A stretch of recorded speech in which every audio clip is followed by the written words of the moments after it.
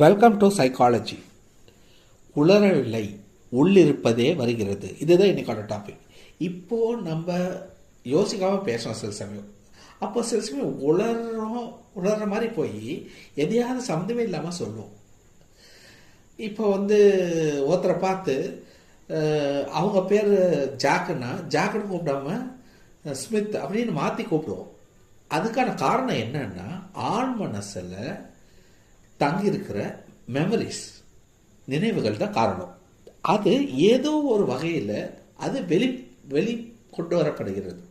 So இதுதான் repress memories ஏற்படுத்துகிற உளறல்.